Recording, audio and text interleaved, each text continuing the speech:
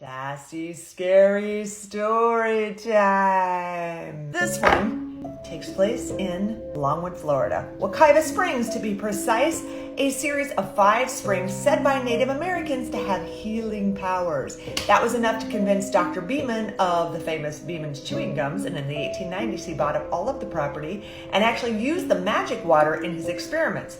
Chewing gum. He also created a very swanky and exclusive getaway place that happened to draw a lot of Hollywood elite. There were some bankruptcies, there were some deaths, property switched hands several times. Eventually, it was revitalized to become a subdivision that's called the Springs.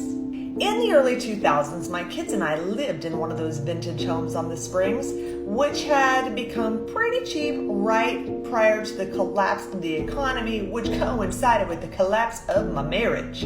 Tension was palpable, probably even to the undead, and I'm going to tell you why.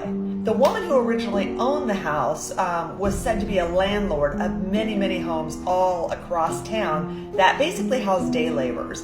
When they would be late on their rent, she would actually send a driver out to retrieve that person, have them come back and clean or paint her house, whatever she needed.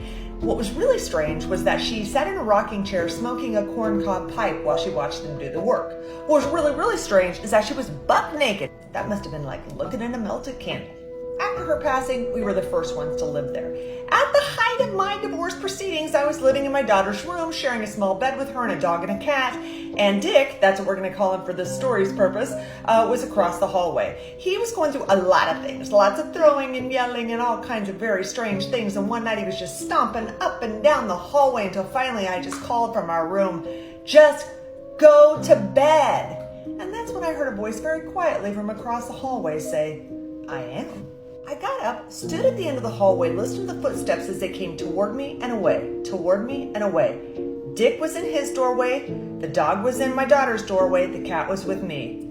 The dog and cat seemed to be watching something walk to and from. In hindsight, I think the old lady was a little PO'd about all the ruckus going on in her house. Even Dick was taken aback. He offered to let me sleep with him in case I was scared. I told him I'd take my chance with the ghost. And that's part 1.